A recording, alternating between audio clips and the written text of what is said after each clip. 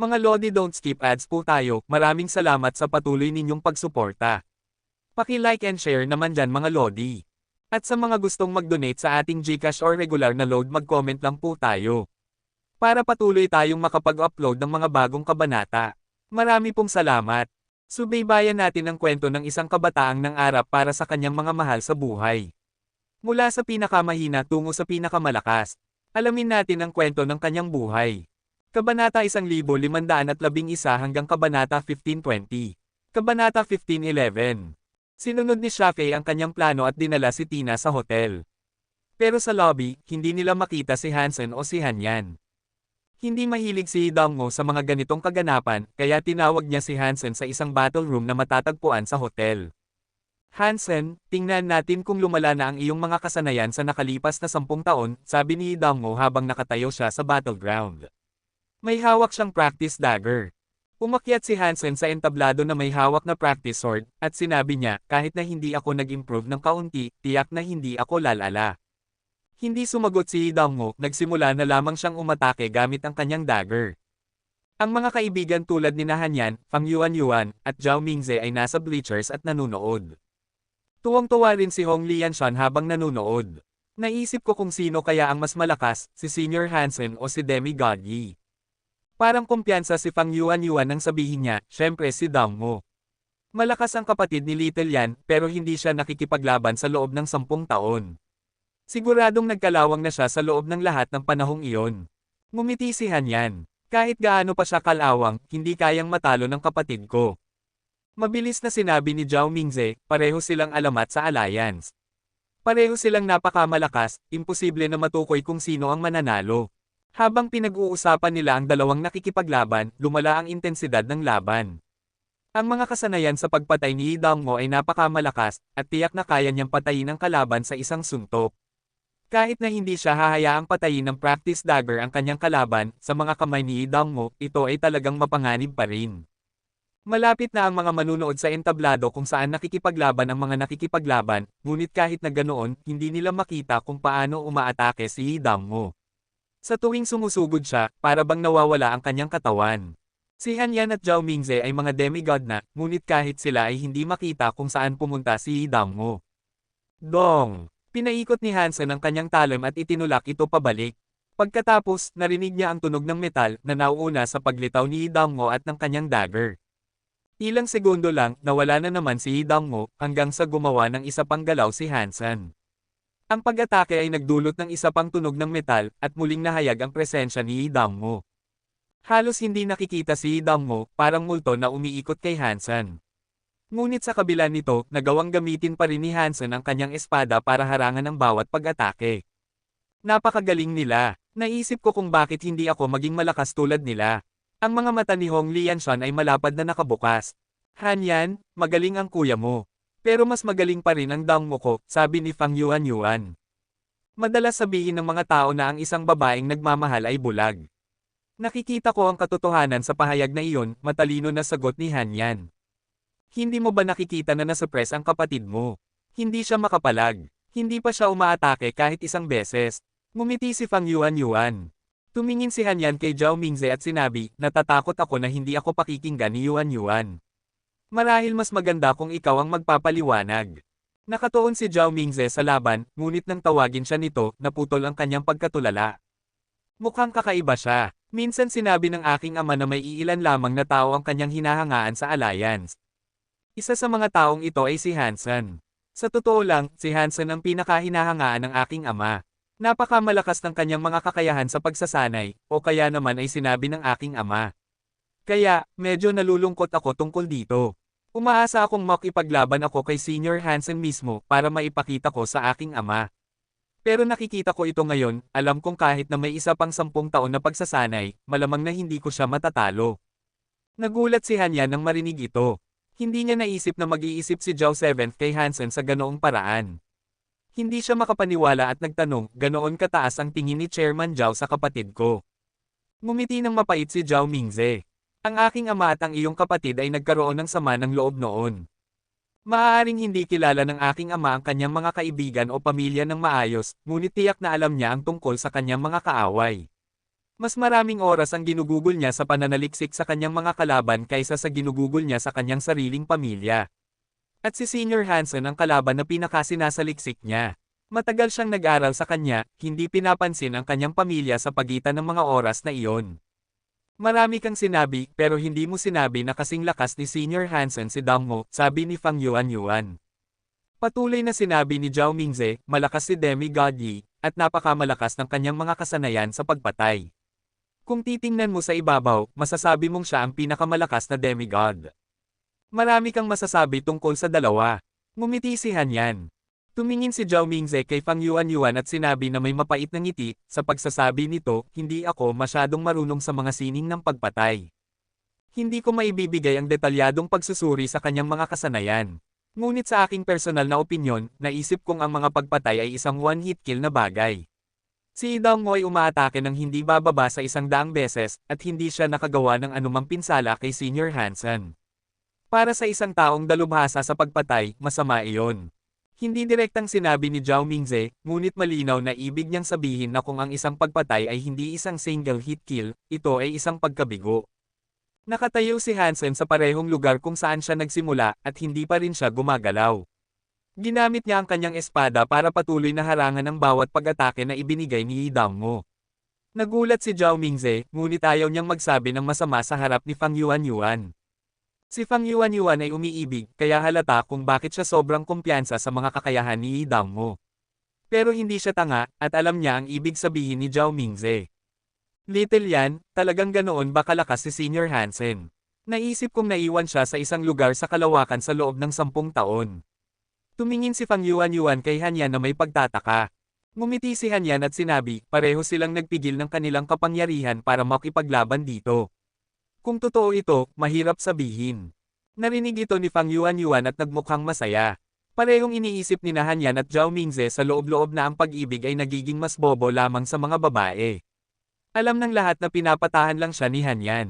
Hindi nakakagulat na si Senior Hansen ang karangalan ng Blackheart Military Academy. Malakas siya, puri ni Hong Lianshan. Patuloy na umaatake si Dang Mo, alam niyang natalo na siya.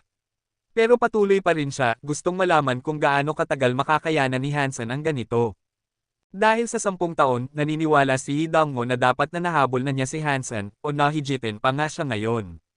Ngunit ngayon na nakikipaglaban na sila, napagtanto niya na ang kapangyarihan ni Hansen ay palaging mananatiling hindi mahuhulaan. Habang nakikipaglaban sila, biglang nag-ingay ng pagsabog mula sa labas. Nayanig ang buong battle room, at pagkatapos, mas maraming pagsabog ang narinig. Para bang maraming lugar sa hotel ang pinasabog, isa-isa. Kabanata 15:12. Hindi nakita ni Shafe si Hansen sa lobby, at masyadong tamad siyang hanapin siya. Kaya, tumayo siya kasama si Tina at nagbigay ng utos sa pamamagitan ng kanyang komunikador. Sa buong Planet Fontes, nagsimula ang mga pagsabog. Biglang nabalot ng takot ang buong planeta. Marami sa mga tao na nagbakasyon doon ay nagsimula ng magkagulo at nagsipag-uunahan pabalik sa mga landing pad para makatakas. Dahil ang Planet Fontes ay isang pribadong negosyo, walang security department na kontrolado ng Alliance. Ang mga security team doon ay pinapatakbo ng pamilya Zhao, at ginawa nila ang kanilang makakaya para mailikas ang mga tao at matukoy ang mga lugar na nagsasabog. Nagsimula ng magingay ang mga pagsabog sa hotel ni Hansen, na nagdulot ng pagtakas ng mga tao sa loob nito ng mabilis hanggat maaari. Mabilis ding tumakas si Hansen at ang mga kasama niya, at nakasilip sila sa nangyayari. Nakita ni na Shafe at Tina na lumabas si Hansen sa hotel, at agad na tumingin si Shafe kay Hansen na may hanggaring pumatay. Pinigilan siya ni Tina at sinabi, Tita Shafe, hayaan mo akong harapin si Hansen. Ikaw na ang bahala sa iba. Gusto pang magsalita ni Shafe, ngunit tumatakbo na si Tina. Tinawag niya ang isang malaking espada. Sa taas na 1.65 na metro lang, medyo maliit siya, at ang espadang hawak niya ay mas malaki pa sa kanya. Nakakatawang tingnan ang hindi pagkakatugma ng taas at kagamitan. Hindi pinapayagan ang paggamit ng mga armas sa Fontes, at agad na nagsilapit ang mga AI patrol sa kalangitan patungo kay Tina na nagpapaputok ng kanilang mga laser beam. Nagsimula ng walang kahirap-hirap na i-swing ni Tina ang kanyang malaking espada habang nangyayari ito. Ang malaking espada, pagkatapos ng ilang paghampas, ay naghiwa at sinira ang lahat ng AI drone. Hindi man lang nilinggan ni Tina ang mga AI na kanyang pinuputulan, at ang kanyang atensyon ay nanatili lamang kay Hansen. Nakita ni Hansen at ng iba pa na parating si Tina, at nagalit ng husto si Zhao Mingze. Sino ka? Paano mo nang ahas na sirain ang Planet Contest? Hindi mo ba alam na ang lugar na ito ay isang negosyo na pag-aari ng Angel Gene? Hindi nagsalita si Tina, at itinutok niya ang kanyang malaking espada kay Hansen. Nagngangalit si Zhao Mingze. Tinawag niya ang kanyang Geno Core na may pangalang Angry Wind Spear at dumiretso kay Tina. Bumagsak ang Angry Wind Spear laban sa kanyang bakal na malaking espada at agad na nasira. Ang bakal na malaking espada ay nagpatuloy, at ngayon ay bumabagsak kay Zhao Mingze, mahiwa siya sa kalahati. Nagulat si Zhao Mingze. May ilang dugo ang tumulo mula sa kanyang bibig, at hindi siya nakaiwas. Mahiwa siya sa kalahati. Tumalon si Dong Mo kay Zhao Mingze at hinayla siya pabalik, iniligtas siya mula sa tiyak na kamatayan. Nagulat ang lahat ng kaklase mula sa Blackheart Military Academy. Isang demigod si Zhao Mingze, at ang kanyang Geno Core ay nasira lang ng ganoon. Nakakatakot ang pagkita sa isang batang babae na mukhang hindi pa nakakalabing-5 na nagpapakita ng ganoong kapangyarihan. Nagmura si Dong Mo at tinawag ang kanyang sariling Geno Core Dagger. Pagkatapos, sinubukan niyang saksakin si Tina. Ngunit bigla, nakita niyang may isa pang babae ang lumitaw sa harap niya. Ginang, patayin mo na si Hansen ngayon. Sigaw ni Shafei kay Tina habang hinarang niya si Dong Mo. Sige, nasa harap na ni Hansen si Tina ngayon, handang i-swing ang kanyang malaking espada. Tinitigan ni Hansen si Tina, ang kanyang Dangshan aura ay nagpapaputok ng buong lakas. Ngunit kakaiba, hindi niya naramdaman ang buhay ni Tina. Hindi niya maiwasang kumunat ang noo. Nakikita ang bakal na malaking espada, kahit papaano ay masasabi ni Hansen na siya ay isang demigod, at ang kanyang armas ay isang Geno Core. Kuya, hayaan mo akong gawin ito. Sabi ni Hanyan habang tinawag niya ang isang kakaibang kutsilyo. Mas malaki ito kaysa sa dagger, ngunit ang espada ay sobrang manipis at halos transparent. Alam ni Hansen na ito ang Geno Core ni Hanyan. Ginawa niya ito gamit ang Falsified Sky Sutra. Tinawag itong Shaking Blade, at may malakas na kapangyarihan sa causality. Ang Shaking Blade ay nasa Bronze at Silver Geno leaderboard, at pagkatapos ng kanyang mga pagsubok, nagawa nitong makarating sa top 5. Hindi gaanong masama kaysa sa Six-Path Sword. Maaaring hindi ito numero 1, ngunit nakakatakot pa rin ang kapangyarihan nito. Ang Falsified Sky Sutra at Shaking Blade ni Hanyan ay may kakayahang pumatay ng mga nilalang sa Fourth God Sanctuary. Ang kanyang mga critical hit ay isang bagay na hindi kayang harangan ng anumang nilalang. Dong! Ang bakal na malaking espada ay tumama sa Shaking Blade, at lumipad si Hanyan at ang kanyang armas. Nagulat si Hanyan. Tinutok ni Hanyan ang katawan ni Tina, at kahit na may malaking espada ang batang babae sa harap niya, dapat pa ring tumama sa kanya ang kapangyarihan ng Falsified Sky. Ang katotohanan na ito ay talagang naharang ng malaking espada ay talagang hindi kapanipaniwala. Ang mas nakakatakot ay ang pagpapakita ng ganoong lakas ng isang batang babae. Lumipad si Hanyan, at ang kanyang pilak na Geno Core ay puno ng mga bitek. Nahuli ni Hansen si Hanyan, gamit ang Yin-Yang Blast para maabsorb ang puwersang umaatake sa kanya para hindi siya masaktan. Pagkatapos, ibinaba niya siya. Sino ka? Bakit mo gustong patayin ako? Tanong ni Hansen kay Tina. Tinulungan ni Hansen si Hanyan na alisin ang nakakasirang puwersa dahil alam niyang ang babaeng kalaban ay hindi bababa sa super class. Hindi ka panipaniwala. Si Luo Haitang, Gu Qingcheng, at iba't ibang miyembro ng Blood Legion lamang ang nakamit ang super class. Mahirap paniwalaan na ang isang batang babae tulad niya ay nagpapakita ng ganoong kapangyarihan. Dahil kailangan kang mamatay, sumagot si Tina, at agad na iwinasiwas ang kanyang malaking espada. Ang likod ni Hansen ay nagningning ng kulay pula. Ang mga pakpak ng paro-paro na parang hiyas ay binuhusan siya ng kulay ruby. Hinugot ni Hansen si Taya at ibinangga ito sa malaking espada. Nang magtagpo ang dalawa, ang shockwave na pinakawalan ay sapat na para patagin ang mga gusali sa paligid. Ang mga sasakyang panghimpapawid na nakaparada sa malapit ay lahat ay sumabog. Ang galing ni Senior Hansen.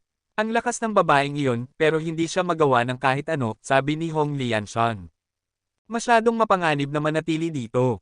Dapat na bumalik tayo sa hotel. Mayroong isang defensive program doon na makakapangdepensa laban sa mga pag-atake ng isang demigod, sabi ni Zhao Mingze. Paano si Dong Mo? Tanong ni Fang Yuan, nakikita na nakikipaglaban si Dong Mo kay Shafei. May gemstone Geno Core si Dong Mo, pero nasuppress siya ni Shafei. Ang kanyang mga kasanayan sa pagpatay ay hindi kayang patayin siya. Yi Dong Mo, papunta sila sa akin. Dapat kang bumalik. Nakita ni Hansen sina Shafe at Tina, at malinaw niyang nakita na si Shafe ay isang shire.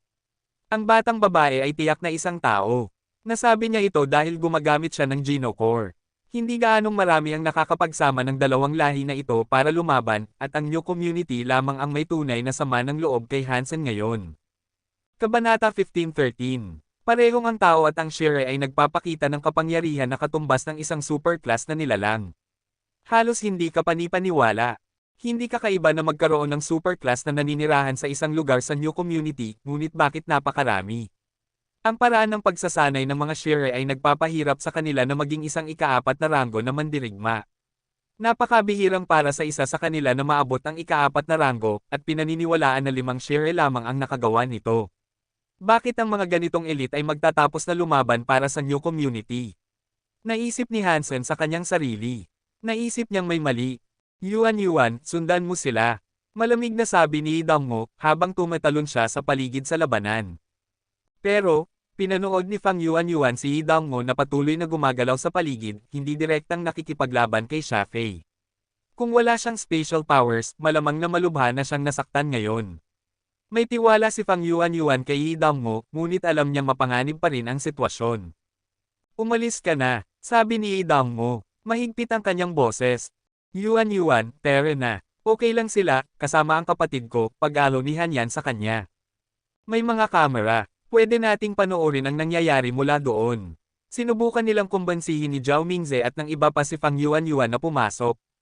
Nang makapasok na siya, at makarating sila sa pinakailalim na palapag ng ligtas na lugar, binuksan ni Zhao Mingze ang isang makina. Lumitaw ang isang direktang video feed. Ang paligid ng hotel ay nababad sa patuloy na pagkislap ng mga espada. Ang matibay na lupa sa ibaba ay nasira ng malalalim na bitek, at ang mga gusaling nakapalibot sa labanan ay napunit-punit. Ang mga gusali na may 12-12 palapag ay nahiwa sa dalawa, na nagdulot ng pagyanig ng lupa. Masyadong nakakatakot ang kapangyarihan ng isang demigod. Isang demigod din ba siya? Tanong ni Hong Lianshan. Lahat ay nakaramdam ng mas kalmado ngayon. Ang nakakatakot na babae, kahit na mukhang napakalakas, ay nasuppress ni Hansen. Hindi nakakagulat na tinawag siyang Senior Hansen. Nagdrift siya sa Beren sa loob ng 10 taon, at sa kabila nito, bumalik siya na kasing lakas pa rin. Pinuri siya ng iba. Pinanood ni Zhao Mingze ang mga video feed, ngunit kakaiba ang hitsura niya. Isang demigod siya, kaya nakikita at napapansin niya ang ilang mga bagay na hindi nakikita ng iba. Hindi lang nakakatakot ang mga kapangyarihan ni Hansen. Nakakita na si Zhao Mingze ng maraming gemstone creatures sa Fourth God Sanctuary, ngunit kung ikukumpara kay Hansen, lahat sila ay mukhang mahina ngayon. Naabot na ba niya ang super status 10 taon na ang nakakaraan? Tama ang tatay ko. Ang lalaking ito ay talagang nakakapag-ensayo ng husto. Naisip ni Zhao Mingze sa kanyang sarili, habang nakatitig kay Hansen na nakikipaglaban. Hindi gaanong maganda ang ginagawa ni Dangmo, kung ikukumpara. Paulit-ulit na kumikislap ang kanyang katawan, habang ginagamit niya ang kanyang space power at Genocore ng buong lakas. Kahit na ganoon, hindi niya magawa na masaktan si Shafe. Nasaktan na siya, at nagdulot ito ng malaking pag-aalala kay Fang Yuan. Ngunit gayunpaman, hindi naisip ni Dangmo na umatras. Kumikinang ang kanyang mga mata sa apoy, at nagawa niyang tumakbo ng mas mabilis pa. Nakakainis na langaw. Tumingin sa kanya si Shafe na may paghamak habang iniwawasiwas ang kanyang espada. Ang shire ay nagsasanay ng hilaw na pisikal na lakas, at si Dangmo ay may kakayahang mag-teleport. Walang epektibong paraan para matapos niya ang kanyang kalaban ng mabilis. Ngunit alam niya na nangangailangan ng maraming enerhiya para mag-teleport siya sa paligid ng ganito. Hindi pa nakarating si Dangmo sa superclass, at hindi siya magtatagal, sa paraan ng kanyang pagkilos. Mamamatay ka sa sandaling mapagod ka. Pagkatapos ay tumingin si Shafe kina Tina at Hansen. Nagulat siya sa kanyang nakita. Paano? Talaga bang nasuppress si Tina ni Hansen? Nakarating ba siya sa superclass? Alam na alam ni Shafe kung gaano kalakas si Tina. Kahit na walang gaanong karanasan si Tina, mayroon siyang pinakakatakot na ama sa kalawakan.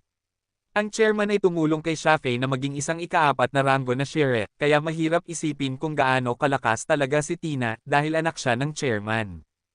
Kahit si Shafe ay hindi naglakas loob na sabihin na kaya niyang talunin si Tina sa labanan, ngunit narito siya, nasuppress.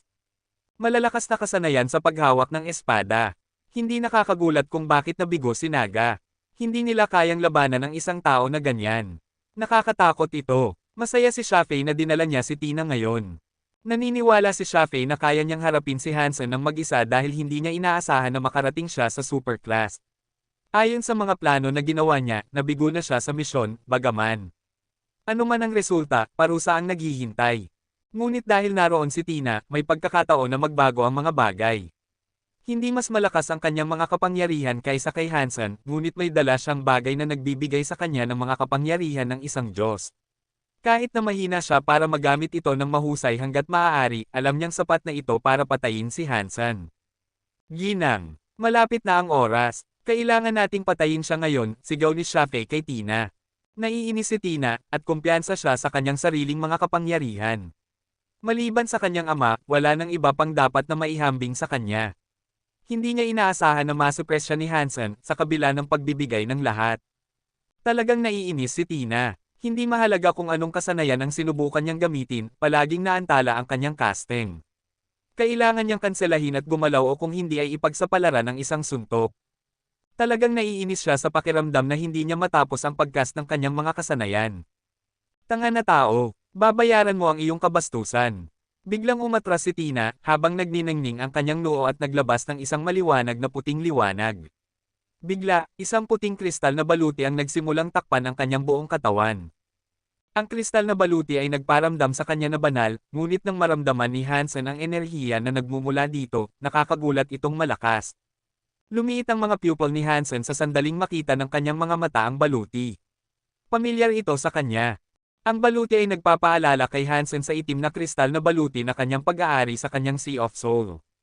Magkaiba sila sa hitsura, ngunit ang kapangyarihan sa loob ng baluti ni Tina ay hindi mapagkakamalang katulad ng set ng baluti na pag-aari ni Hansen. Walang alam na tao, maghanda kang hatulan ng Diyos. Sigaw ni Tina kay Hansen habang sumabog ang isang nakakatakot na kapangyarihan.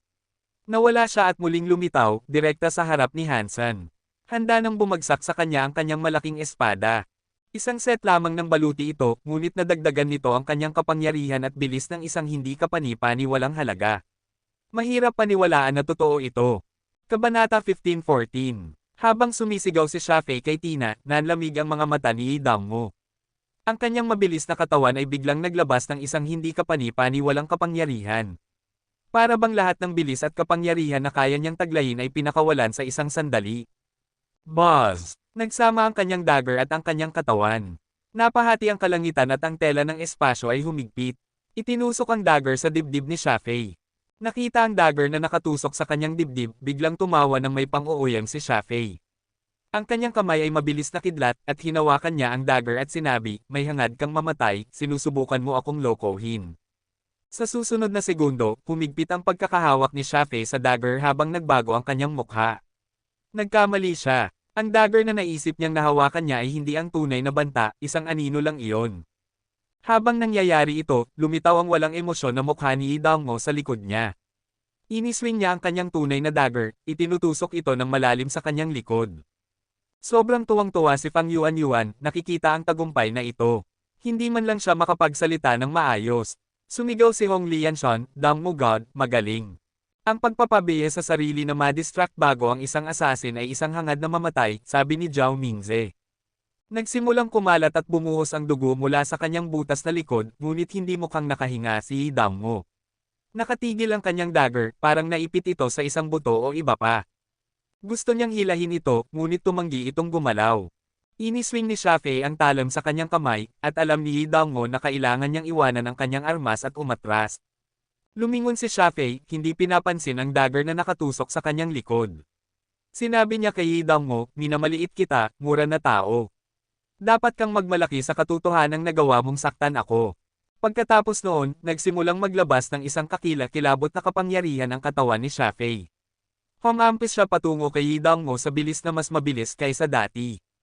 Hindi.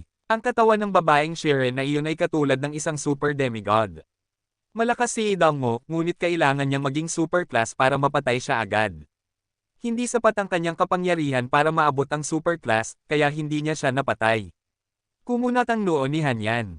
Ano ang gagawin natin? Malapit nang umiyak si Fang Yuanyuan. Si Idammo ay nakaiwas lamang, at pagkatapos ng huling paglabas ng lakas, ang kanyang bilis at teleportation abilities ay nagdusa. Maaaring patayin siya ni Shafe anumang oras. At sa parehong oras, nakasuot si Tina ng kanyang kristal na baluti. Ang malaking espadang hawak niya ay dumaraan sa mukha ni Hansen para hatiin ang kanyang dibdib. Kumunat ang noo ni Hansen, ngunit hindi siya nagpanik. Nang umikot siya, mukhang naiwasan niya ang malapit na panganib na iyon sa pamamagitan ng mahika. Boom! Ang bakal na malaking espada ay bumagsak sa hangin, nagdulot ng pagkawasak sa lupa kung saan siya nakatayo. Ang crater na nabuo ay 1,000 milya ang lalim, at parang banibiyak niya ang buong planeta. Ang pag-atake na iyon ay nagdulot ng pagyanig ng buong planeta. Ang mga bundok ay nayanig sa kanilang kinatatayuan, at ang mga dagat ay nagwala at nagkagulo. Napakaraming gusali ang gumuho sa buong Fontes.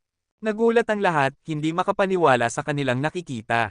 Mas malakas siya kaysa sa demigod na sinasabing nagpapasabog ng isang star-class battleship gamit ang kanyang sariling mga kamay. Babaeng iyon, tao ba siya? Halos hindi makapagsalita si Hong Lianshan. Lahat, pati na sina Han Yan at Zhao Mingze, ay namutla. Hindi sila makapagsalita ng kahit isang salita. Iyon ay isang lakas na lampas sa kakayahan ng anumang kilalang tao, at walang sino man ang makapaniwala na ito talaga ang resulta ng lakas ng isang tao. Hindi maganda ang hitsura ni Hansen. Ang kapangyarihan na ginamit ni Tina ay higit pa sa kanyang maunawaan. Mas malakas siya kaysa kay Gu Qingcheng. Ang kristal na baluti. Ang kapangyarihan na iyon ay nagmumula sa baluti. Hindi iyon ang kanyang lakas. Tinitigan ni Hansen ang baluti ni Tina. Ang baluti ay nagbigay ng walang limitasyong kapangyarihan kay Tina. Ito ay parang hatol ng Diyos, gaya ng kanyang sinabi, at hindi dapat pinapayagan na umiral sa mundong iyon. Nararamdaman ni Hansen na nahihirapan si Tina na gamitin ng mahusay ang baluti. Ang tunay na kapangyarihan ng baluti ay mas malakas kaysa sa pag-atake na sinubukan niyang ibigay. May katulad na kristal na baluti si Hansen, ngunit hindi niya alam kung paano gamitin ito sa paraang ginagamit ni Tina. Siyempre, hindi alam ni Hansen kung ang kristal na baluti sa kanyang Sea of Soul ay kapareho ng uri ni Tina. Magkatulad ito, ngunit may ilang kapansin-pansing pagkakaiba. Habang iniisip ito ni Hansen, ang pangalawang pag-atake ay nasa daan na. Ang kapangyarihan at bilis na nagdadala nito ay napakalaki. Lumalampas ito sa kapangyarihan ni Gu Qingcheng. Hindi magagamit ni Hansen ang kanyang sariling dalisay na lakas para harapin siya, kaya ginamit niya ang Damshan Sutra at ginawa ang mga galaw ng kanyang Phoenix Techniques. Ginagawa niya ang lahat ng kanyang makakaya. Gamit ang kanyang kakayahan sa paggalaw at paghatol, epektibong naiwasan niya ang mga pag-atake nito. Maraming marka na ang nagawa sa Fontes, at halos masira na ang planeta. Sa kabutihang palad, marami sa mga tao doon ang nakaiwas sa pamamagitan ng mga airships. Kung hindi, ang mga lindol, tsunami, at pagsabog ng bulkan na sanhi ng espada ay magiging sanhi ng napakaraming pagkamatay. Sa kabutihang palad, ito ay isang planeta ng bakasyon para sa mga mayayaman. Ang mga pumunta roon ay mayayaman at iilan lang sila. Kung ito ay isang planeta ng tirahan, hindi sana makatakas ang mga sibilyan. Pero may mga tao pa ring hindi nakaiwas sa isang airship sa oras. Nang makita nila ang pagkawasak na dulot ng espada, naisip nilang ilang sandali na lang ay mapapasabog ni Tina ang buong planeta. Sobrang naiinis si Tina. Napakalakas niya, pero hindi niya mahadjab si Hansen. Para bang nahuhulaan niya ang bawat galaw niya at nakaiwas sa parehong sandali na gagawin niya ito. Buti na lang, ang babaeng iyon ay nakikipaglaban kay Senior Hansen. Kung ako ang nasa labas, malamang na namatay na ako ng 1,000,000 beses. Namutla ang mukha ni Hong Lianshan. Lahat ay may parehong iniisip, lalo na si Zhao Mingze. Hinahangaan niya ngayon ang paningin ng kanyang ama. Matagal bago nakamit ni Hansen ang ganitong kapangyarihan, nakikita na siya ni Zhao 7 bilang isang malalim na kaaway. Hindi lahat ay kaya iyon. Muli na miss ni Tina, at nangunot ang kanyang mga mata. Hindi niya inampes si Hansen sa pagkakataong ito, ang kanyang pag-swing ay itinutok sa hotel. Nagbago ang mukha ni Hansen. Hindi siya gaanong nag-aalala sa buhay ng iba, pero naroon si Han Yan. Maaaring naharang ng kanilang ligtas na lugar ang pag-atake ng mga demigod, ngunit hindi nito matatagalan ang lakas ni Tina. Kabanata 15:15. Hindi nakakagulat. Iyon ang Geno Armor ng chairman. Maaaring hindi niya mahawakan ang buong lakas nito, ngunit nakakatakot na. Talaga namang ito lang ang uri ng kapangyarihan na maaaring taglayin ng isang Diyos. Tumingin si Shafe sa mga hampas ng espada at pinuri ang kanyang nakita. Buhay pa rin si Hansen at hindi pa rin siya napatay, pero nakikita ni Shafe na nasa ilalim siya ng paparating na hampas ng espada. Sobrang tuwang-tuwa si Shafe, at naisip niya sa kanyang sarili, hindi ako makapaniwala na napakahirap patayin ni Hansen. Swerte na dinala niya ang Gino Armor ng chairman. Kung hindi, ang misyon ay mabibigo at mapaparusahan ako. Nakita si Tina na humihiwa sa kawalan, nagulat si Shafe. Pagkatapos, naunawaan niya. Lubos na nawasak ang Planet Fontes, ngunit ang hotel mismo ay maayos. Hindi talaga ito nasira, at naunawaan ni Shafe ang nangyayari. Ang kapatid ni Hansen at ang iba pa ay kakapasok lang sa hotel, pero nailigtas ito ni Hansen mula sa pagkawasak. Nakakatakot na tao. Kahit na umaatake ang ginang, nakakagawa pa rin siya ng mga plano. Pinangunahan niya ang mga pag-atake nito para maiwasan ang hotel. Kung hindi mamamatay ang tao dito, tiyak na magiging malaking banta siya sa new community. Swerte na sapat na ang kanyang katalinuhan para mapansin ang kanyang plano. Kung hindi niya mablock ang pag-atake nito, mapapatay si Hanyan sa hotel. Ano ang kanyang magiging desisyon? Naisip ni Shafe. Nakita ni Hansen na humihiwa si Tina sa hotel. Nagbago ang kanyang mukha, pero hindi siya tumigil. Tumayo siya sa harap ng hampas ng espada para gawin ang kanyang makakaya para harangan ito at pigilan ang pagbaba nito sa hotel. Nakita ni Tina na nasa harap niya si Hansen, natuwa siya. Naglagay siya ng mas maraming puwersa para mas palakasin ang kanyang hampas. Hindi niya planong patayin ang iba, at pumunta lang siya sa hotel para pigilan si Hansen na umiwas sa kanyang mga pag-atake at harapin siya. Hindi. Nakita ni Hanyan na tumayo si Hansen sa harap mismo ng espada ni Tina at sumigaw. Hindi nagsalita si Hong Lianshan at ang iba pa. Masyadong malakas ang paparating na hampas, at kahit si Hansen ay hindi makakatiis nito. Malinaw na ginagamit ni Hansen ang kanyang sariling katawan bilang kalasag para sa kanila. Siguro ginagawa lang iyon ni Hansen para kay Hanyan, pero pare-pareho ang kanilang naramdaman. Nakikita ang kumikinang na malaking espada ni Tina na bumababa patungo sa katawan ni Hansen, umaasa si Fang Yuan na makialam ang isang himala. Sa gitna ng nakakatakot na liwanag na iyon, ang katawan ni Hansen na kumikislap ng pula ay nagsimulang matuno dito. Pagkatapos, wala na silang nakita. Ang kapangyarihan na iyon ay sumaire sa buong istruktura ng hotel at lahat ng makina sa paligid. Ang video feed para sa ligtas na lugar ay naputol, at nawala ang imahe. Nagulat ang lahat. Nang mapansin nila ang nangyari, nagseryoso ang kanilang mga mukha.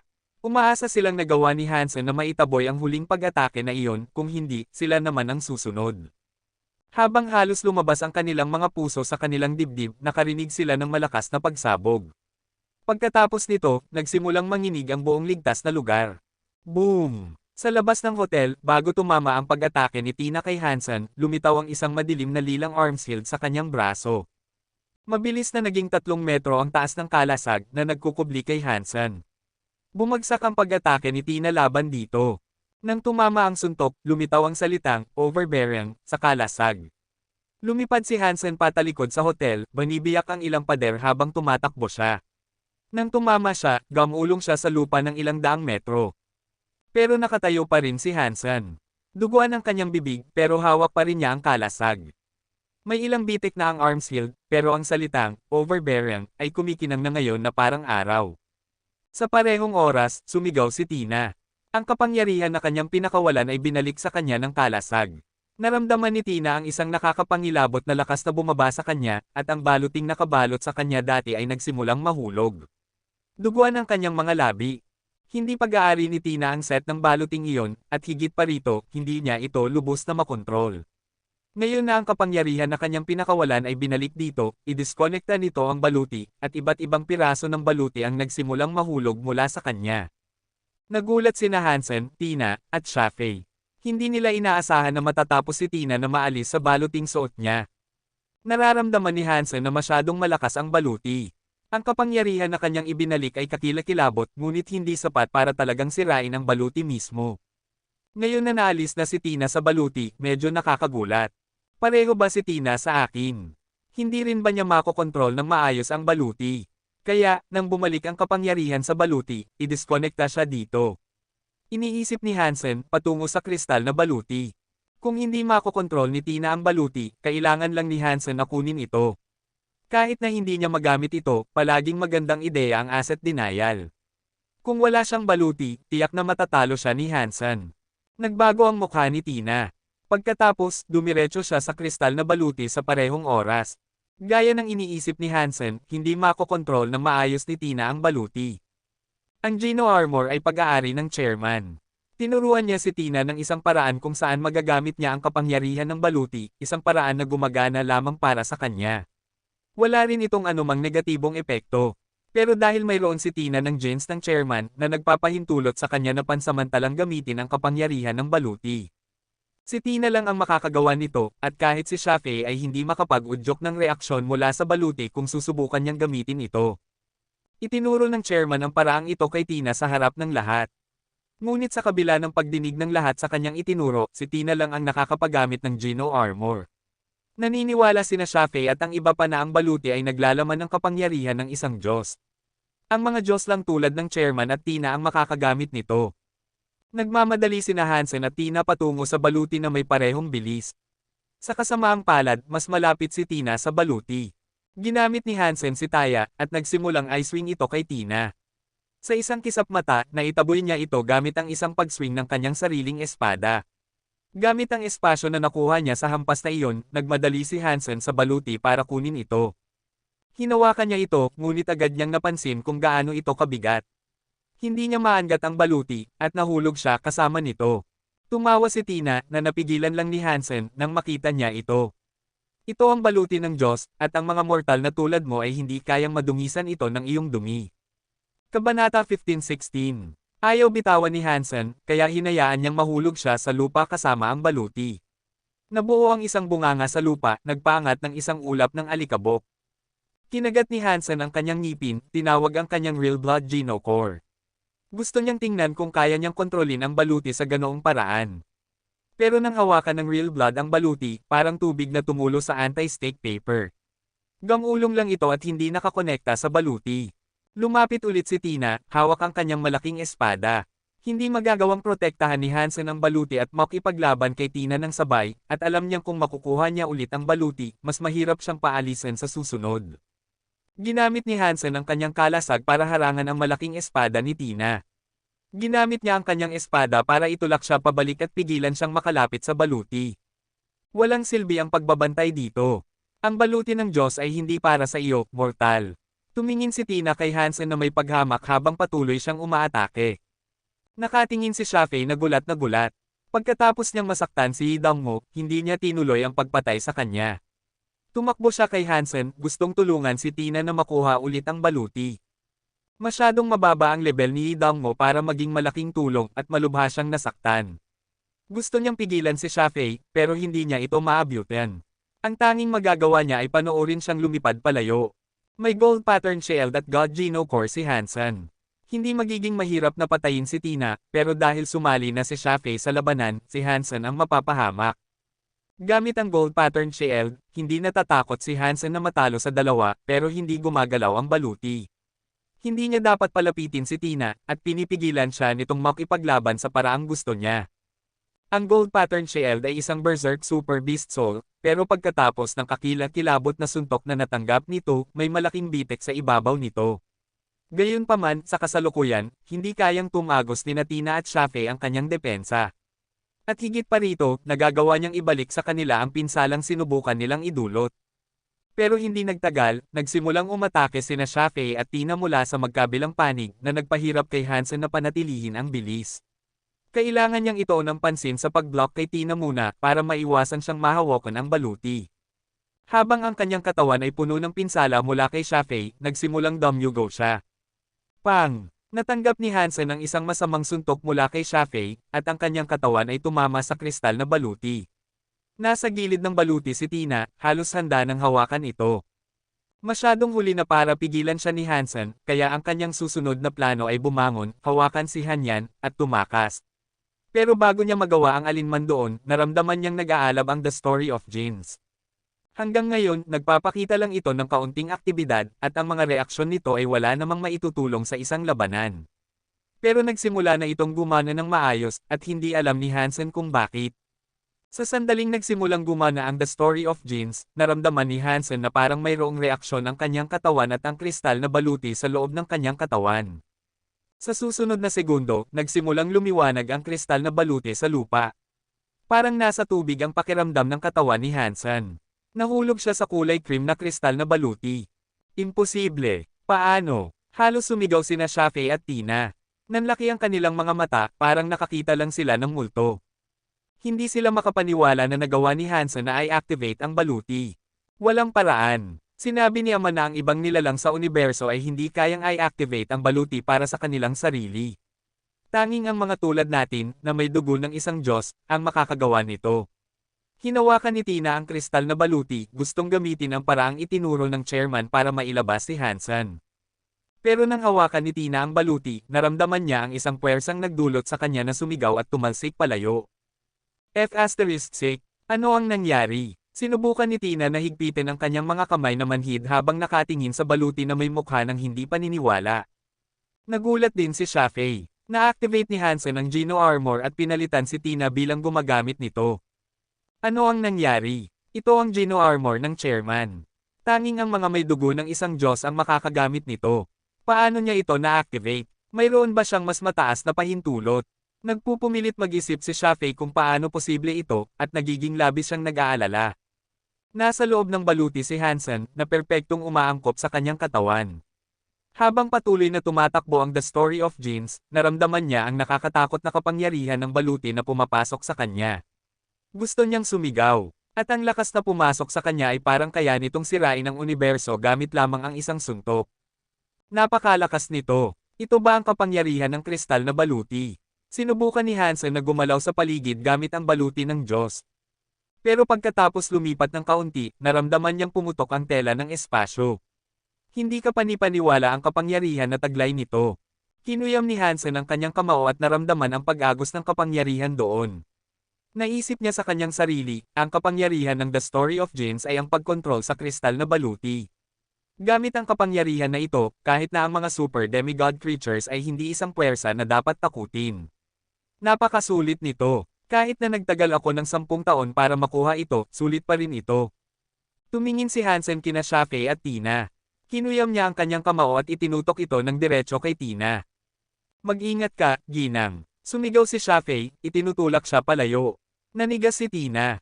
Boom! Natanggap ni Shafe ang nakakatakot na hampas na iyon, at ang katawan ng ika-4 na ranggo na mandirigma ay agad na na-incinerate sa alikabok. Gayunpaman, hindi tumigil ang lakas doon. Lumipad ito pataas sa kalangitan at nagpaputok ng butas sa atmosfera. Ang rift na nabuo ay napanatili ng isang sinag at nagsimulang lumawak. Malakas, napakalakas. Wala nang ibang salita si Hansen para ilarawan ang kapangyarihan na kanyang nasaksihan. Parang kailangan lang ng isang suntok para tuluyang masira ang Fontes. Walang paraan. Sinabi ni Ama, bukod sa kanya, sa buong universo, ako lang ang makakagamit ng Geno Armor na ito. Kailangan mo ng dugo ng isang Diyos para magamit ito pagkatapos ng lahat. Pero tao lang si Hansen. Paano niya magagamit ito? Malaki ang epekto nito kay Tina, at hindi siya makapaniwala na nagawa ng ibang tao na gamitin ang Geno Armor. Hindi lang iyon, pero mas malakas na ginagamit ni Hansen kaysa sa kanya nang suot niya ito. Habang tumatakbo ang The Story of Genes, naramdaman ni Hansen na parang natutunaw siya sa baluti. Hindi sila magkahiwalay, at ang kapangyarihan ay tumatakbo sa buong katawan at baluti niya. Para bang bahagi na siya ng baluti. Kabanata 15-17. Napuno ng kapangyarihan ang katawan ni Hansen. Tumingin siya kay Tina na ang mukha ay naging payat at namutla. Kinuyam niya ang kanyang kamao at itinutok ito ng diretso sa kanya. Ayaw niyang subukang lumaban sa isang kapangyarihan na makakabibiyak ng isang planeta. Hindi siya tumakbo, bagaman nanatili lang siyang nakatitig sa nakakatakot na kapangyarihan na papunta sa kanya. Habang ang kapangyarihan na iyon ay malapit ng gawing alikabok siya, isang matikas na lalaking nasa katanghalian ng edad ang lumitaw sa tabi niya. Hinawakan ng kanyang kamay ang balikat ni Tina, at sa isang segundo, nawala ang lalaking nasa katanghalian ng edad at si Tina. Naubos ang nakakatakot na kapangyarihan sa kalawakan.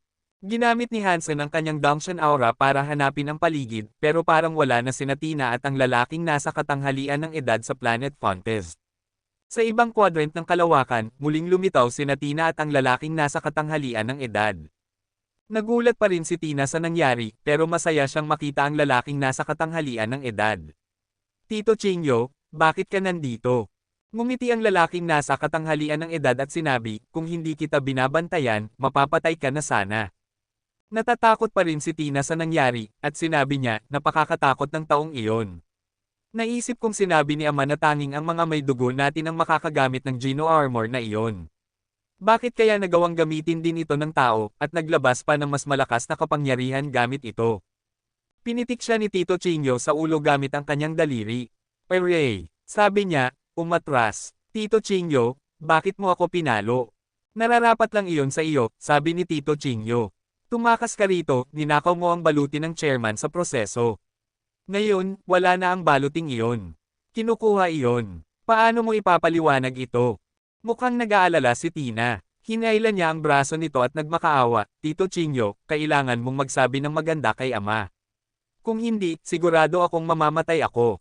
Bamantong hininga ang lalaki. Gagawin ko ang lahat ng aking makakaya. Pero kailangan mong aminin ang iyong mga pagkakamali, kung hindi, walang makakatulong sa iyo. Pagkatapos, hinawakan niya ulit ang kanyang balikat, at pareho silang nawala. Nang muling lumitaw sila, nasa isang airship sila sa labas ng kalawakan. Ang Planet Fontes ay parang isang apocalyptic hellscape. Nakuha ni Idangmo ang kanyang sakit at tumayo, nakatingin kay Hansen na may magkasalungat na ekspresyon.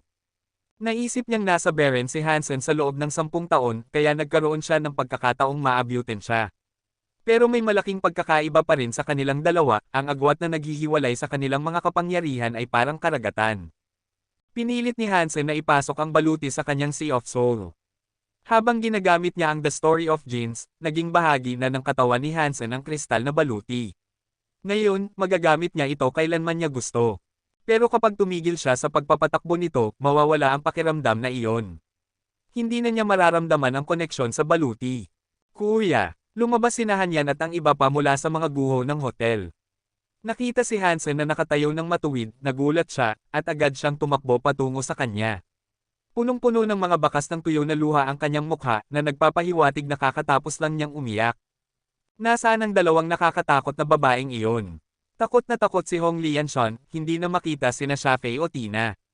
Matapos maputol ang signal, wala silang ideya kung ano ang nangyayari sa labas. Nang lumabas sila sa ligtas na lugar, ang tanging alam nila ay wala na sina Shafei at Tina. Patay na ang babaeng Shire, pero tumakas ang isa. Ligtas na tayo ngayon. Ngumiti si Hansen. Nagulat sina Zhao Mingze at ang iba pa nang marinig ito. May katuturan na napatay si Shafei, pero bago maputol ang signal, nakita nila ang kapangyarihan ni Tina. Hindi iyon ang isang bagay na kayang ipagtanggol ng isang tao. Hindi nila maisip kung gaano kalakas si Hansen para ma-block ang pag-atake ng babae at patakasan siya. Ang katotohanan lamang na nakaligtas sila ay sapat na dahilan para magdiwang. Wala silang lakas ng loob na mag-isip tungkol sa ibang ending sa oras na iyon. Naghintay sila doon ng mahigit 1 oras, at pagkatapos nito, nagsimulang dumating ang mga barko ng Alliance at ng pamilya Zhao sa Planet Fontes. Ipinaliwanag nila ang nangyari. Hiniling ni Hansen kay Yidangmo na takpan siya tungkol sa tunay na nangyari, pero kahit na ganoon, sobrang nagulat ang mga sundalo ng Alliance. Nakikita ang lahat ng mga marka ng espada na nagkalat sa Planet Fontes, alam nila kung gaano nakakatakot ang labanan. Nagawa ni na Hansen at Yidangmo na talunin ang kaaway, nang matapos ang araw, tiningnan sila ng mga sundalo na may malalim na paghanga. Tahimik na kinuha ni Zhao Mingze ang video sa ligtas na lugar, bagaman.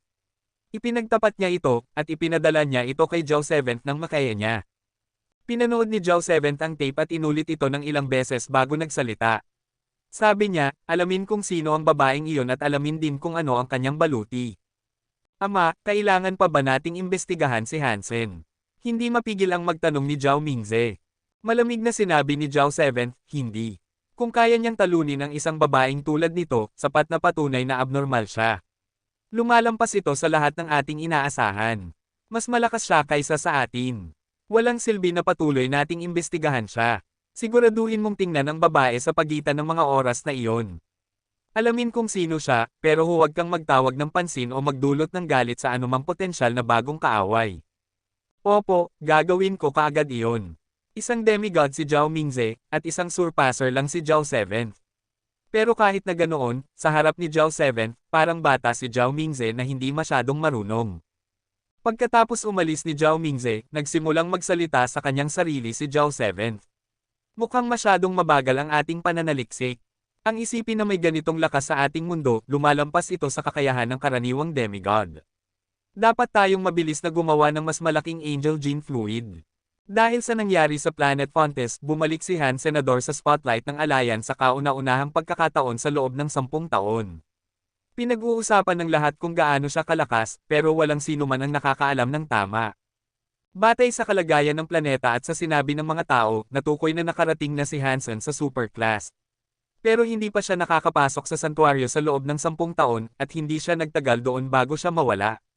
Ang katotohanan na nagawa niyang maabot ang isang super demigod status sa napakakikiliging panahon ay napakahirap paniwalaan. Pero wala siyang pakialam sa iniisip ng iba tungkol sa kanya. Para maiwasan ang pagsubok ulit ng New Community, hiniling niya sa kanyang pamilya na iwasan ang paglabas o manatili sa loob ng mga santuaryo. Ligtas sina Jianran at Little Flower sa bahay ng pamilya G. Ang planeta ng pamilya G ay may napakaraming airships at mga sistema ng depensa. Hindi ito katulad ng Planet Fontes. Pero nag-aalala pa rin si Hansen kina Jianran at Little Flower. Maaari silang maging target at napakaraming elite sa New Community. Magiging mahirap ipagtanggol ang kanilang sarili laban sa ganoong bilang. At ang taong kumuha kay Tina ay halatang malayang nakapag-teleport sa kalawakan. Dapat siya ay isang taong may ilang katanyagan. Hindi iyon maaaring isang random na tao. Sa paanuman, naisip ni Hansen na pamilyar ang lalaki. Sa kabila nito, sigurado siyang hindi pa niya nakikita ang lalaki noon. Kabanata 15-18. Wala nang nangyari pagkatapos ng labanan sa Fontes. Hindi inaasahan, parang nakalimutan na ng New Community ang buong pangyayari. Pagpasok ulit sa santuaryo, napagtanto ni Hansen na hindi niya magagamit ang kristal na baluti. Kahit nasuot niya ang kristal na baluti sa kanyang pagpasok, kapag lumitaw siya sa loob ng santuaryo, mawawala ang koneksyon na nararamdaman niya dito at hindi na mapapanatili ang kapangyarihan nito. Napakamalakas ng kristal na baluti, pero parang nasuppress ito ng santuaryo. Ano ba talaga ang mga santuaryo? Nagtaka si Hansen. Sumuko si Hansen sa kanyang ideya na patayin ang lahat ng nakikita niya gamit ang bagong baluti. Kailangan niyang mag-level up pero kailangan niyang gawin ito sa pamamagitan ng paggamit ng kanyang sariling pinaghirapan na mga kapangyarihan. 4 sa kanyang Geno Cores ang nakarating sa pilak, at maliban sa Crystal Core, wala sa iba ang nagpatakbo ng Silver Geno Core test. Nakarating sa unang ranggo ang Crystal Core, pero wala siya sa loob ng 10 taon at hindi siya nakakatanggap ng mga hamon. Dahil dito, bumagsak ito sa 10,000. Plano ni Hansen na mag-level up ang kanyang Geno Cores, at kapag pinatibay niya silang lahat ng 9 na beses ulit, magagamit niya ang Gold Geno Core Light para maabot ang Gold Class. Pero bago pa siya makapunta sa Geno Core Storage, hinanap siya ni Ling Mayer. Sabi niya na dapat na umalis siya sa Dark Spirit Shelter ilang araw na ang nakakaraan, pero nanatili siya doon, naghihintay kay Hansen. Kaya, nang sa wakas ay bumalik na siya, naghihintay pa rin siya doon. Sinundan ni Hansen si Ling Mayer pabalik sa mask shelter. Sumunod din sa kanila si Little Uncle. Nag-aalala ako na maaaring hindi ligtas ang biyahe na ito, naisip ni Hansen sa kanyang sarili, pagkatapos umalis sa Dark Spirit Shelter. Siguradong may binabalak si Spirit 13 nang makuha niya si Little Uncle na sumama sa kanila. Ang nakakalito ay ang itim at puting Snake King ay palaging kasama ni Ling Mayer. Hindi ito mapapasunod, kaya napakababang posibilidad na makagawa ng kahit ano si Spirit 13. Ano ba talaga ang sinusubukan ng espiritu na gawin? Bigla, may pumasok sa isip ni Hansen. Paano kung ako ang gusto niyang makuha ngayon? Naisip ni Hansen na posible iyon. Ayaw patayin ni Spirit 13 si Ling Mayer. Kailangan niya siya para mapabuti ang kanyang mga gene. Ang mga talagang gusto niyang patayin ay ang mga nagpipigil sa kanya. Iyon ang dahilan kung bakit niya ipinadala si Little Uncle. Para patayin ako. Nang isipin iyon, nakaramdam ng kaluwagan si Hansen. Mayroon siyang God Geno Core, at kahit na may mga super creatures si Spirit 13, may kaunting magagawa siya ngayon. Sumunod silang 3 sa Snake King pabalik sa mask shelter, at sa daan, nakasalubong nila ang iba't ibang langgam na nakalabas mula sa ilang mga yungib habang naglalakad sila. Hindi ordinaryong mga langgam ang mga iyon. Kulay sa pula, parang nag-aapoy, at kasing laki ng isang tuta. Kakaiba, bakit napakaraming bloodthirsty ants? Kumunat ang noo ni Ling Mayer, nakikita ang mga langgam na nagtitipon sa hindi pangkaraniwang bilang. Tama ako, madilim na ngumiti si Hansen. Hindi niya alam kung paano nakakuha ng napakaraming langgam si Spirit 13, pero alam niyang siya ang may pananagutan. Tinanong ni Hansen si Ling Mayer tungkol sa mga dugot-uhaw na langgam, at nagulat siya sa narinig niya. Karamihan ay primitive class ang mga dugot-uhaw na langgam, pero napakarami nila, madalas mong makita ang mga mutant o sacred blood na nasa gitna nila. May mga king ant din, at madalas silang maging super creatures. Ang Geno Core ng isang bloodthirsty ant ay ang dugo nito. Kapag pumasok ang mga langgam sa bloodthirsty mode, tataas ang kanilang bilis at kapangyarihan. Tataas din ang depensa ng kanilang mga shell. Nakakainis sila. Gayunpaman, may isang bagay na natuwa si Hansen na malaman, ang kanilang mga beast soul ay glyph type. Kaya nilang palakasin ang kanyang katawan. Mahirap namang makuha ang kanilang mga geno core, bagaman. Kapag winasak mo ang mga langgam, masisira ang kanilang dugo at malamang na masira ang kanilang mga geno core. Malaki ang nilalaro ni Spirit 13. Dahil nandito si Little Uncle, tiyak na lalabas ang Ant King para maglaro. Walang takot si Hansen, at talagang nasa sabik siya para dito. Siguro kung maswerte ako, makukuha ko ang isa pang Super Beast Soul. Nagpatuloy ang grupo sa kanilang paglalakbay habang mas marami pang mga dugot-uhaw na langgam ang nakikita. Nung una, naghihintay lang ang mga langgam at pinapanood silang dumaan, pero ngayon, nagsisimula ng ice wing ng mga nilalang ang kanilang mga kuko. Pumatay si Hansen ng ilang mga langgam na lumapit pero primitive lang ang mga ito. Wala siyang nakuhang kahit isang beast soul o geno core. Pero ang dugo ng mga napatay na langgam ay nagdulot ng galit sa iba. Isang hukbo ng mga langgam ang nagsilabasan mula sa kanilang mga butas at yungib patungo sa grupo. Kumikinang ang kanilang mga mata sa pula na parang mga demonyo sa impyerno. Sa isang iglap, napapalibutan na silang tatlo ng mga langgam. Maliban kay Little Uncle, na medyo mahina kaysa sa kanila, gemstone class sina Hansen at Ling Mayer. At bagaman malalakas ang mga langgam, hindi sila gaanong banta. Mas marami silang pinapatay na langgam, mas marami ang dumarating para palitan sila. Parang walang katapusan ang kanilang pag-uumpukan. Nung una, primitive class lang ang mga langgam na nakasalubong nila. Habang tumatagal, mas marami pang mga mutant at sacred blood ang nagsimulang sumali sa labanan. Tumakas tayo. Masyadong marami sila, at hindi natin sila lahat mapatay. Mabilis akong mauubusan ng lakas. Patuloy na pinapatay ni Ling Mayer ang mga langgam habang nagsasalita siya. Okay lang. Patuloy lang sa pakikipaglaban. Hindi pa planong umalis ni Hansen. Alam ni Hansen na walang saysay ang paglipat. Dahil kasama nila si Little Uncle, tiyak na susundan sila ng mga langgam. Habang nagsasalita sila, isang pulang langgam na kasing laki ng isang toro ang lumabas mula sa isang malapit na tunnel.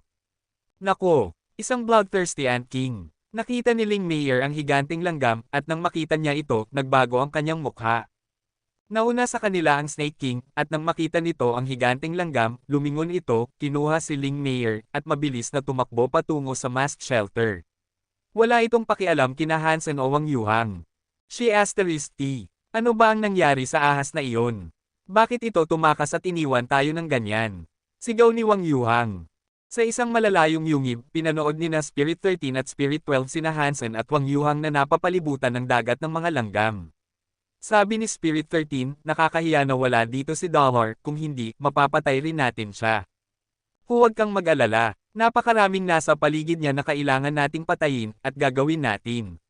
Nandoon din ang babaeng espiritu na iyon, malamig na sabi ni Spirit 12. Nakita ni Hansen ang Ant King, at sobrang natuwa siya. Kinuha niya si Wang Yuhang at itinago siya sa ilalim ng kanyang kilikili. Pagkatapos, tumalon-talon siya sa mga likod ng mga langgam para makarating sa isang partikular na yungib. Little Uncle, magsabi ka ng isang bagay para maakit sila, sabi ni Hansen kay Wang Yuhang habang tumatakbo siya. Kabanata 15:19. Hindi alam ni Wang Yuhang kung ano ang gusto ni Hansen, pero nakinig pa rin siya sa kanya. Sumigaw siya sa mga langgam na iginuhit sila palapit. Kayong mga walang kwentang langgam. Halika at kunin mo ako. Nang sumigaw si Wang Yuhang, huminto ang lahat ng mga dugot-uhaw na langgam sa kanilang kinatatayuan. Tumingin sila kay Wang Yuhang gamit ang kanilang mga pulang mata. Sa susunod na segundo, ang nagngangalit na mga langgam, kabilang ang hari, ay nagkagulo patungo sa direksyon ni Wang Yuhang. Hansen, tumakas. Nagsimulang sumigaw si Wang Yuhang. Tumitakas na ako, sabi ni Hansen nang hindi lumilingon. Nakita ni na Spirit 13 at Spirit 12 ang mga nagwawalang langgam, bigla silang natakot. Mas epektibo ang mga kapangyarihan ni Little Uncle kaysa sa inaasahan nila. May hangad siyang mamatay, sabi ni Spirit 13. Hindi niya akalain na kayanin na Hansen at Wang Yuhang na harapin ang mga nagwawalang langgam. Pero mabilis na nagbago ang kanilang mga mukha. Nahuli ni Hansen si Wang Yuhang at tumakbo. Ang mga nagkukumpulang langgam, parang isang maruming alon, ay hindi sila maabyutan. Lumipat sina Spirit 13 at Spirit 12 para makita, pero pagkatapos ay napansin nilang may mali.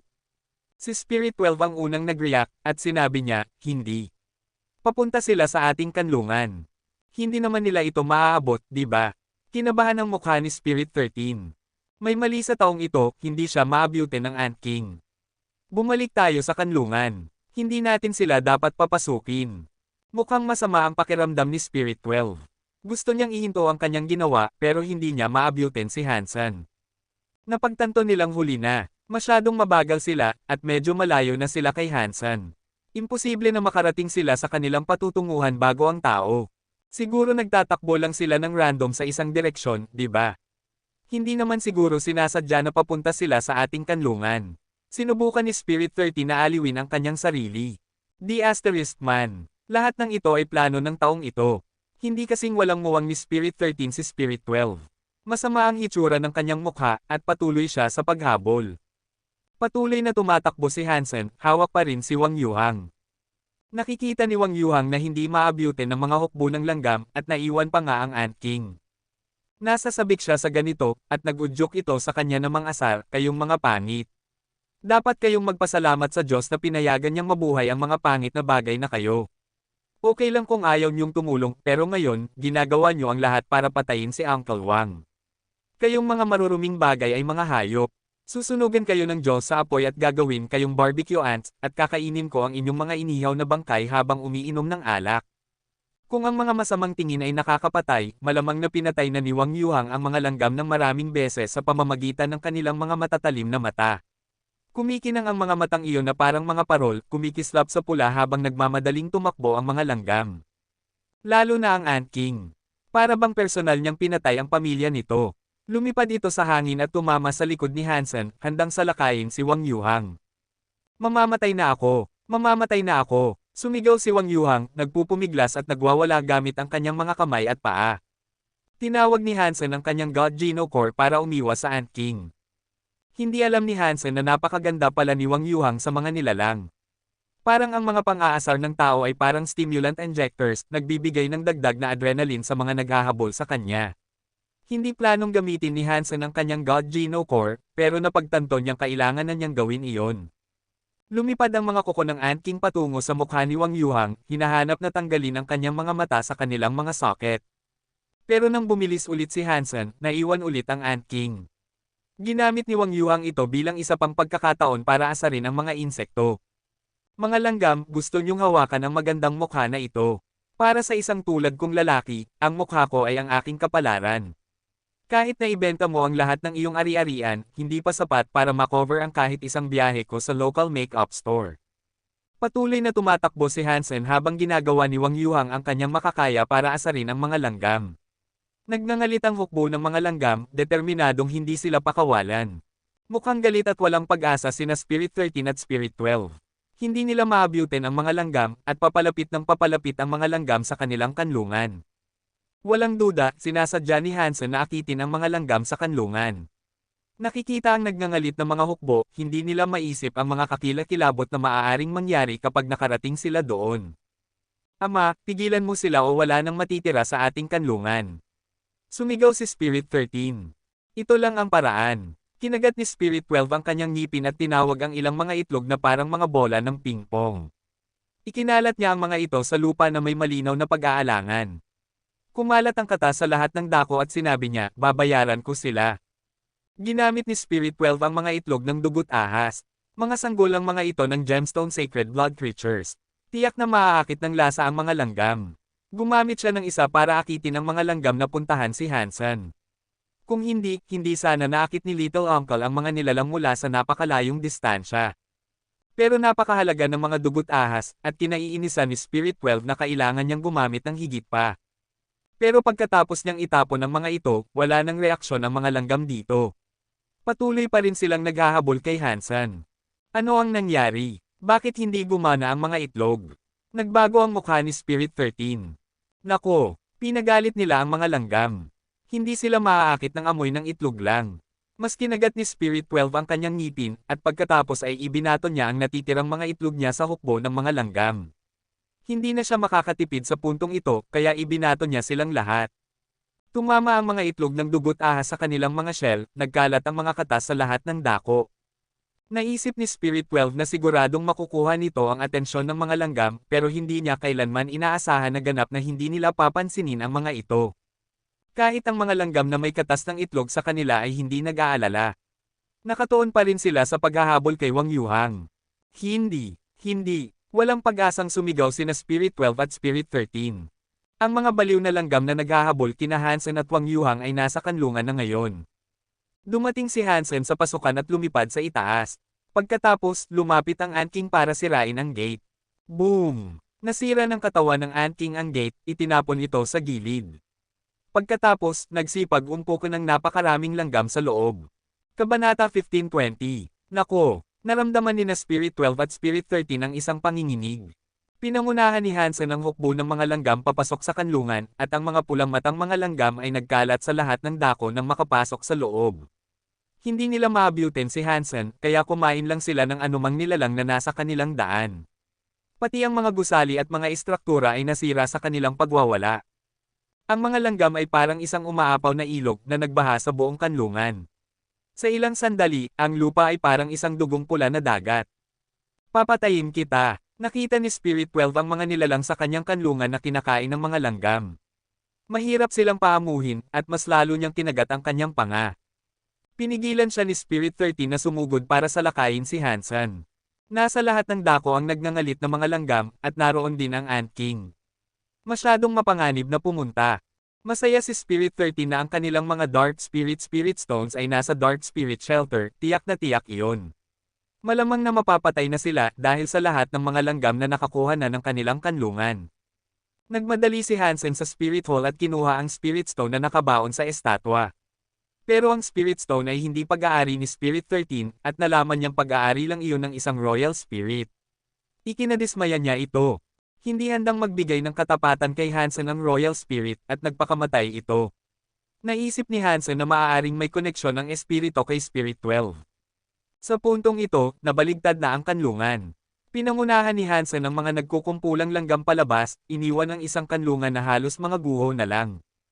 Papatayin kita! Narinig ni Hansen ang sigaw ng isang tao mula sa likuran. Pero wala siyang pakialam sa boses, at patuloy lang siyang tumakbo kasama ang mga langgam. Hansen, ano ang gagawin natin? Hindi titigil sa paghahabol sa atin ang mga langgam. Nag-aalala ang tono ni Wang Yuhang.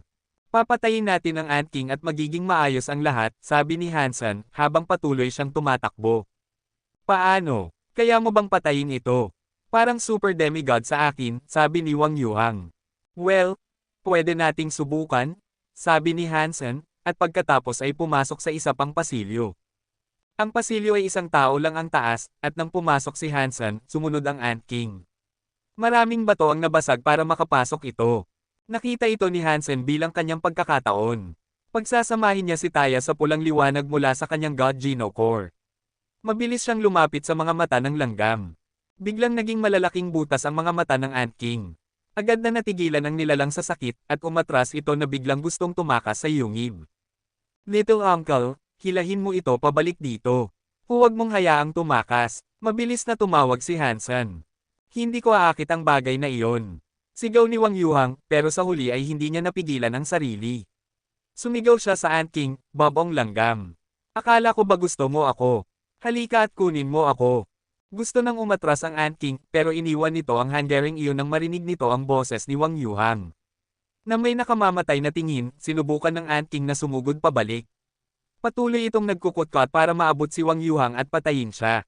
Magaling, Little Uncle. Patuloy mo itong ligawan, sabi ni Hansen, umatras ng mas malalim sa yungib. Pwede bang gumamit ka ng ibang salita? Sigaw ni Wang Yuhang, habang patuloy niyang inaakit ang Ant King. Patuloy din sa pagtakbo si Hansen, pero sinabi niya, mas gusto mo bang akitin? Pero hindi tama iyon. Talagang mas parang isang pimp ka. She asterisk T. Hindi ka edukado. Ito ay tinatawag na sakripisyo, sabi ni Wang Yuhang, kagat ang kanyang mga labi. Oo, sigurado, sakripisyo. Tumanggaw lang si Hansen. Parang galit si Wang Yuhang, at sumagot siya, tumigil ka na sa pagsasalita ng kalokohan, gago. Tumigil sa pagsasalita si Hansen at naglaan ng mas maraming pagsisikap sa pagtakbo. Patuloy na itinutusok ni Hansen si Taya sa Ant King na nakakagat sa kanyang mga takong. Hindi masama ang fitness ng Ant King, at habang kaya ni Han Senador nasaktan ng halimaw, hindi niya ito napatay. Sa tuwing nasasaktan ng Ant King, mas gusto nitong mahuli sila. Nananatili ang agro nito dahil kay Wang Yuhang. Sinundan sila ng katawan nitong parang bakal, at maraming beses na sinaksak ni Han Senador ito sa ulo. Patuloy itong dumudugol ng husto, at pagkatapos ng isang oras, nagsimulang magmukhang mahina ito. Tumagal ng kalahating araw bago tuluyang itinusok ni Han Senador ang kanyang sandata sa ulo ng Ant King. Bumagsak ang Ant King sa lupa at nag-twitch ng ilang sandali bago ito tumigil sa paggalaw. Punong-puno ng butas ang mukha ng Ant King na nagpapakita kung gaano karaming beses na sinaksak ito ni Han Senador. Talagang masama ang hitsura nito. Super Creature Bloodthirsty Ant King napatay. Beast Soul nakuha. Geno Core hindi nakuha. Karne hindi nakakain. Ubusin ang Life Geno Essence para makakuha ng 0 hanggang 10 Super Geno Points. Nang marinig ni Han Senador ang anunsyo ng pagpatay, nakaramdam siya ng kasiyahan na parang nakakain siya ng life fruit. Mas maganda ang pangangaso ng mga nilalang. Walang silbi ang mga prutas ng Geno plant na iyon. Mas mataas ang pagkakataon ni Han Senador na makakuha ng Beast Soul sa pamamagitan ng pagpatay sa mga nilalang, at ngayon na nakakuha siya ng isa pang Super Beast Soul, sobrang tuwang-tuwa siya. Pagkatapos ay nagalit ulit si Hansen nang bumalik ang kanyang isipan sa pagbubukas ng Geno Fruit. Nagsimulang mawala ang katawan ng Ant King, iniwan ng isang kristal na hugis ng isang mini Ant King. Kinuha ito ni Hansen. Nakita ng mga nagkukumpulang langgam ang patay na Ant King, nagsipag-alisan at tumakas. Sumuko silang lahat sa kanilang paghahabol. Gusto sanang sumigaw ni Wang Yuhang pero pinaikit ni Han Senador ang kanyang bibig at sinabi, "Huwag. Masyadong marami sila. Hindi natin alam kung gaano katagal bago natin sila mapatay. Sapat na ang pagkuha ng Ant King." Oo, pero dahil napatay mo ang Ant King, ikaw lang ang nakakuha ng Life Geno Essence. Wala akong nakuha. Patayin mo ang ilang Sacred Blood Ants para sa akin. Naisip ni Wang Yuhang na hindi patas iyon. Maraming pagkakataon para pumatay ng mga Sacred Blood Creatures, kaya walang dahilan para akitin natin ang napakaraming langgam ng sabay-sabay. At tungkol sa Life Geno Essence na ito, kalahati nito ay para sa iyo. Kung gusto mo, ibibigay ko ito sa iyo. Pagkatapos ay maingat na ibinaba ni Han Senador ang Life Geno Essence. May iba pang Life Geno Essences si Hansen, pero hindi pa niya ito nagagawang ma-absorb. Kung makakaisip si Wang Yuhang ng isang paraan kung saan ma-absorb ito, walang masama. Dahil kaya nang pumatay ng mga super creature si Hansen ngayon, hindi na niya inalintana ang pagbibigay ng isang Life Geno Essence. Nakakuha rin siya ng Beast Soul, pagkatapos ng lahat. Talaga, hindi makapaniwalang tumingin sa kanya si Wang Yuhang. Para sa kanya, hindi pa kailanman naging ganoon kabukas palad si Hansen. Ano ang ibig mong sabihin? Kunin mo na lang. Ibinato ni Hansen ang Life Geno Essence kay Wang Yuhang. Natuwa si Wang Yuhang. Hinawakan niya ang Life Geno Essence na parang anak at sinabi, "Gihi. Maraming salamat. Sa susunod na pumatay tayo ng isang super creature, sa iyo na ang Life Geno Essence." Gusto pang magsalita ni Hansen, pero biglang may narinig silang kakaibang tunog. Nang lumingon siya, nagbago ang kanyang mukha.